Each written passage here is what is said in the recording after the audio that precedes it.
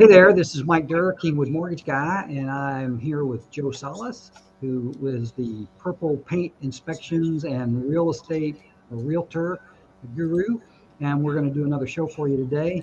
I'm going to let Joe go first, but if you want to look us up, you can look me up at kingwoodmortgageguys.com. And Joe, introduce yourself. Hey, my name is Joe Salas. I am a licensed professional home inspector for the state of Texas, and my company name on that is Purple Paint Inspections. I'm also a realtor, and I operate under the brokerage of Jane Bird Properties International. Fantastic. Okay, let's not wait. Let's get right to the show. I'm going to have this section right there. And Joe, you just give me the signal when to move slides, and we already did this one, so I'm going to move on. Yep, just a reminder from that first slide, if you need to contact me, my number is 346-224-4224. Websites for inspection, www.purplepaintinspections, and my real estate website is www.selljoehouse. As a reminder and a disclaimer, these are my opinions. If you need specific help in specific instances, seek that fiduciary through a licensed realtor or a licensed inspector. All right, next slide, Mike. Okay. So last week, if you were able to join us last week, if not, the versions are online. We talked a little bit about what is a home inspection and why does a buyer need one. I felt like the natural progression from that is talking about this week, what's included in a home buyer inspection. So in short, it depends to a certain extent, but there's also some standard things which are issued by TREC. So TREC is the Texas Real Estate Commission. They have installed a minimum standard of practice for the inspectors to operate within. Inspectors can operate over and above that, but at minimum they have to follow certain rules and procedures in regards to the inspections and minimum requirements for inspections on properties. And then there's a standardized report form that's also promulgated by the Texas Real Estate Commission. Next slide. Standards of practice, they can be found. I'm a firm believer in knowledge is power. That's one of the, in my opinion, the value of an inspector and also a knowledgeable realtor is that they help you through the decision process by providing you the information that you need to make informed decisions. So as an inspector, when I'm talking with buyers or when I'm talking with realtors, I always say it's best to inform yourself with the information that's out there and provided to you. So the standards of practice are actually posted online at the TREC website, which is www.trec.texas.gov. If you just simply search SOP, or if you can screenshot or write down that website that's next to that in the parentheses, that's actually the website that will take you to an online standard of practice for inspectors. And in that standards of practice, it'll define scope, definitions, general requirements, general limitations, conflicting provisions, which is there's one thing saying another, and TREC is saying one thing and another saying the other, which one overrides, and departure provisions and enforcement. Also in that link, you'll find in minimum inspection requirements for systems. And I think this is, speaking of natural progression, which I did earlier, Mike, I think this is where we're going to be going towards, right? Talking about the individual structural systems, electrical systems, HVAC systems, just informing the potential buyers out there and even home sellers, right? People listing their homes, what is included in an inspection report, plumbing systems, appliances, and then they have the optional systems, pools, spas, sprinklers, outbuildings, water wells, septics, etc. So I think the primary thing that we're trying to get across here is we want to help, particularly first-time home buyers, because they don't know what they don't know at this point in time. Exactly. And when you go in and you talk about these types of things, they go, yeah, that's pretty good information to know. The air conditioner works, the plumbing works, the electrical systems work, all those things.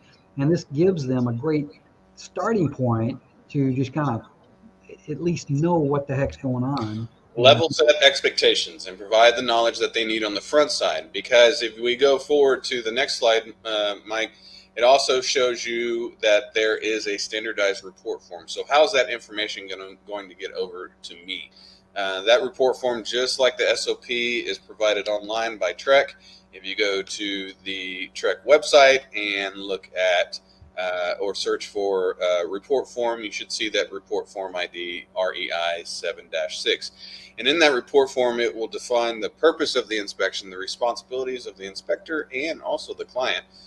Report limitations, hazardous conditions, deficiencies, and contractual agreements. There will also be additional information most of the time provided by the inspector. And in that report, that's where the inspector is going to relay the information from that inspection on that day and time to the client. And in particular, in this instance, we're talking about buyer inspections, but it could be the client on the listing side, etc.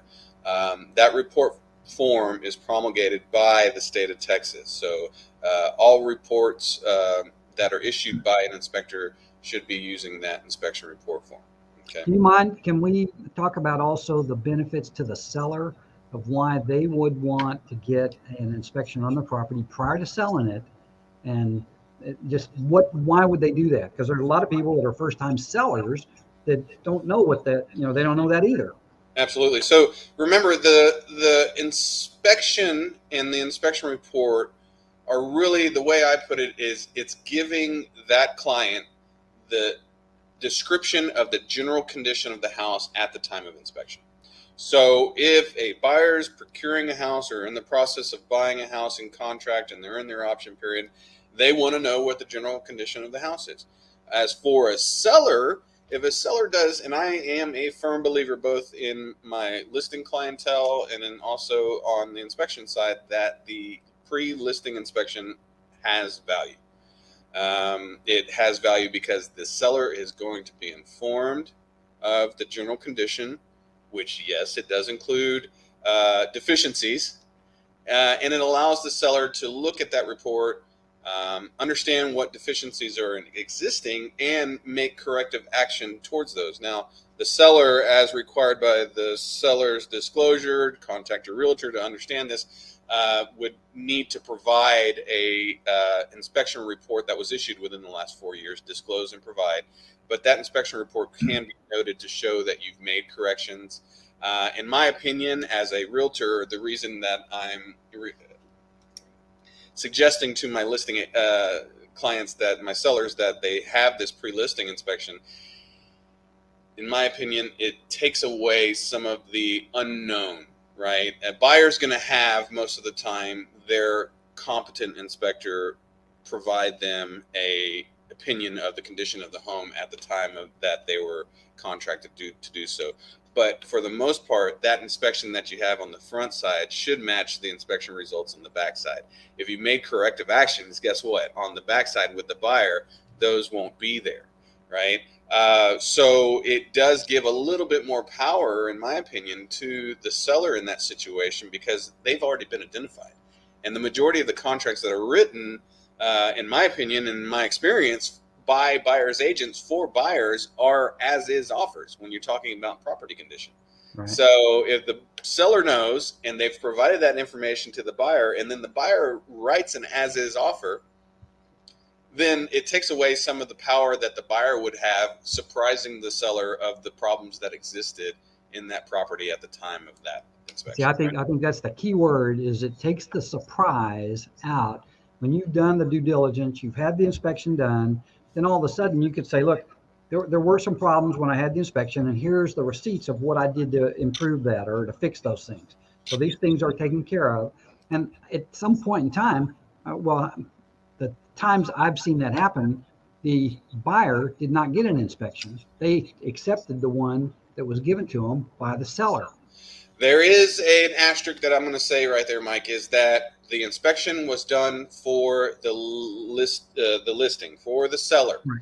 So even though it is a requirement by the state that the seller disclose and provide an inspection report, the buyer wasn't the one hiring the inspector.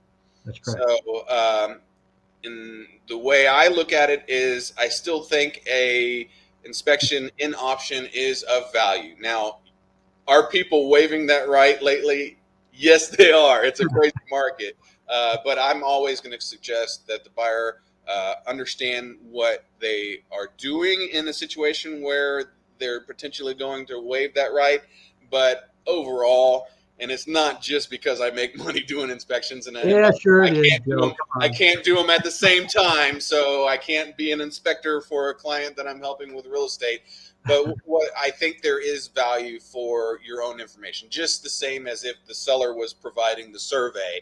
I'm still going to suggest to my client on the buy side that they go about procuring their own survey, because it's a reset button. It's a hard, hey, at this point in time, this is the condition of the property, or at this point in time, this is what the property physically is like as far as the survey. So there is value for it, but yes, there is a lot of value in it for sellers to know what they don't know on the front side and address the things that are the big ticket items that a buyer is going to ask for anyway. Yeah. Disclose that those were corrected, and then continue on. And you're right, it's a lot less painful for sellers if they do that on the front side. So the bottom line is it's to the buyer's benefit and it's to the seller's benefit to get a darn inspection. I mean, Yep, it's just, and for anybody to not get an inspection is foolhardy, I would say. And if we look at the next slide, you'll understand why. Okay, there it is. Well, actually, one more slide, but let me talk to you through this slide real quick. When I say it depends, because we talked through the standard minimum standards of practice, and we talked through the inspection report, but it depends on what's included in the inspection, because those are the two things that are required from the state. You got to operate within the minimum standards of practice, and you have to use this report, right? The state says, but there's optional systems. And if your property that you're purchasing or selling has sprinklers, pool or spa equipment, septic, well, outbuildings, etc., make sure that you're talking with the inspector to make sure they understand that those need to be included, that they're competent and qualified to inspect those things, as well as additional services like pictures and the use of drones and thermal camera. All of those aren't in the minimum standards of practice. So that's going to be specialized equipment and extra service fees, most likely through the inspector that you hire. And okay, now we can go on to the next slide. And this is why it matters. And this is why it matters for both sellers, and this is why it matters for buyers, because you don't know what you don't know. On average, I can say that a buyer is usually at a house, especially if you're on a smorgasbord of viewing homes and showing homes in one day, you can look up to 5, 6, 7, 8 houses. And if you've dedicated 4 hours to do that, you're in 15, 30 minutes driving in between, just depending on what part of town you're in, you're only really spending about 15 minutes in a house, right? There is no way that compares to the hours that inspectors spend inspecting homes. An inspector's job is to alert you to the general condition of the home at time of purchase, which are what we call deficiencies. And in every picture that you see here are deficiencies that were found in pre-owned homes, new homes, etc., that I was hired as the inspector to see. So we've got AC problems, we've got electrical problems, we've got plumbing issues, we've got a foundation issues, not necessarily a problem. We've got thermal camera outputs showing there's a leak in a brand new home underneath plumbing equipment. So inspections do serve value for both the sellers and the buyers. And if you're interested in talking about inspections or real estate, next slide, Mike, this is my contact information. Call me. I'm Joe Salas Jr., Purple Paint Inspections, and Sell Joe House, 346-224-4224.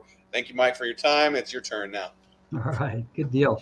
Hey, a lot of good information there, and I tell you, I think that people can make a lot of money or save a lot of money just listening to that information, and would be silly not to. If they know of you or know your number, they should contact you for both the real estate and the inspection, and I can sincerely believe that. So this time, I'm going to go back. This premise of this show is better credit and better home. And what we're really doing is we're looking out for the first-time home buyers primarily, but there's a lot of people that have bought 2, 3 homes and they still don't know this stuff. Maybe they weren't paying attention. Maybe they, in some form or fashion, they just went through the process and it was a little bit of a blur. So maybe they're too busy. But this is the better credit part, and I'm going to be spending a lot of time with credit over the course of the next shows. And of course, we'll delve out into other talks, but right now we're going to do credit. And this one's kind of a basic start, but I want you to see this stuff. So here's what we're going to cover. What are the effects of bad credit? What is a FICO score? 6 types of credit grantors, I guess. What moves credit scores? So why do credit scores go up? Why do they go down? Credit scores are dynamic, and how big an effect can we have on our own credit scores? Now those are big subjects, and I am going to tell you, we're not going to take the time to talk about all that stuff today. We are going to cover the surface of it, and I'm going to go pretty fast, but I think that you will get a pretty good idea. And obviously, if you want to call me to get more information, you've got my number down here, and you've got my website also. Okay. So what are the effects of bad credit? Well, let me tell you, a lot of people don't realize it, but the effects of bad credit are pretty tough. And first thing I just think of is it can affect who or even if somebody will hire you. Because a lot of times when you go for a job, what do? They'll check your credit. They want to see what kind of person they're hiring. And just because you have some tough credit does not mean that you have bad character.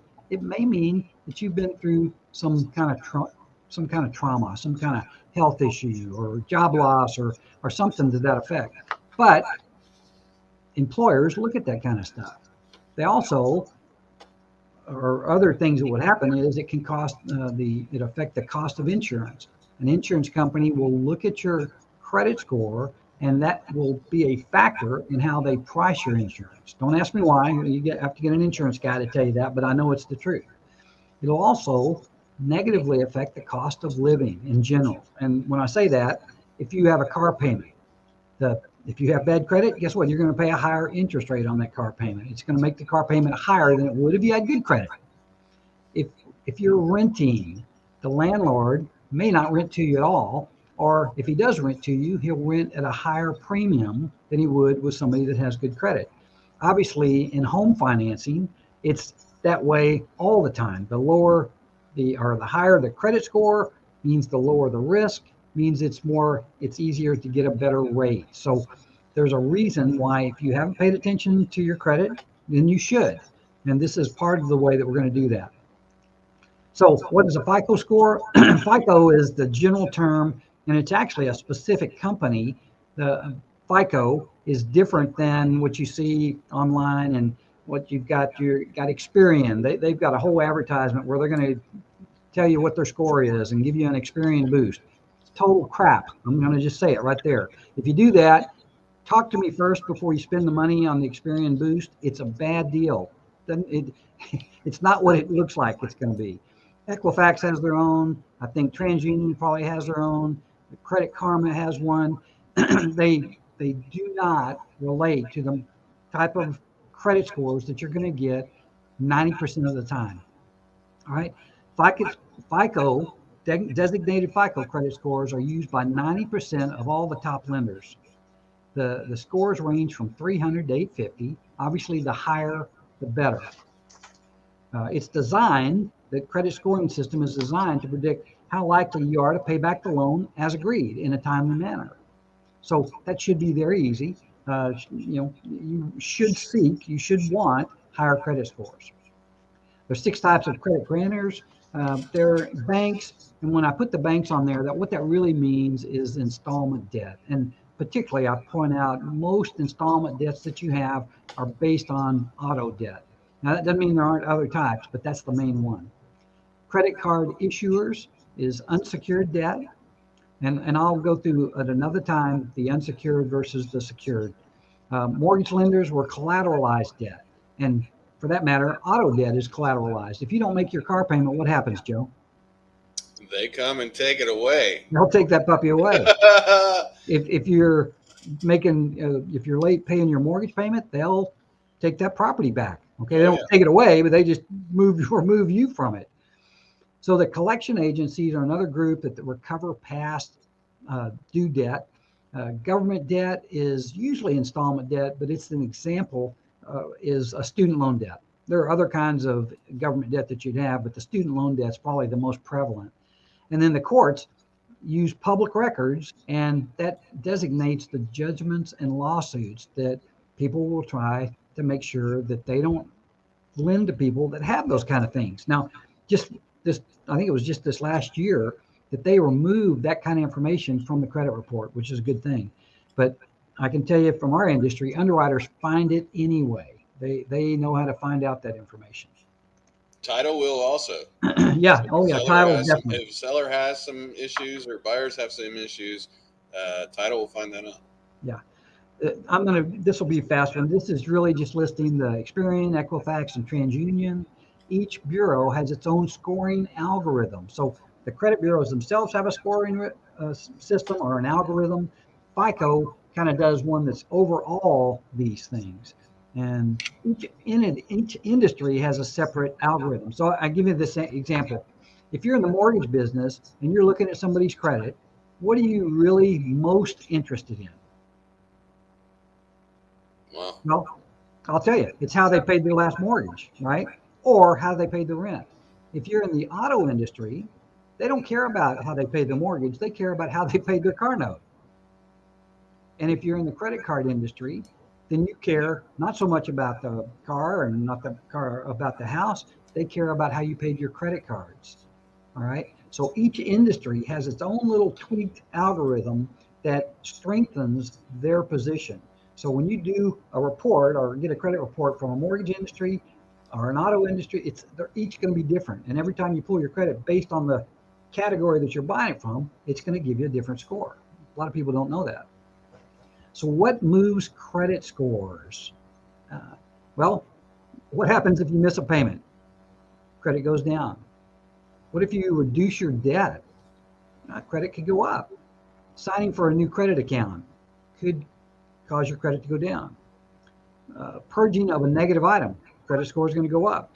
Use of available credit. So this is particularly credit cards, and it's the biggest factor that you can actually affect that will affect your credit positively or negatively. And if you max out your credit lines, it's not going to be pretty. You're gonna pay for that. But if you pay your credit in a proper factor and you keep the balance, let's say 30% of the limit, then it's going to help your credit a lot. And the lower, the better. I get this question all the time, Mike, if I may, on the real estate side. Hey, the buyers already, kind of run their stuff through either the new builds mortgage company, or they've contacted a mortgage broker outside.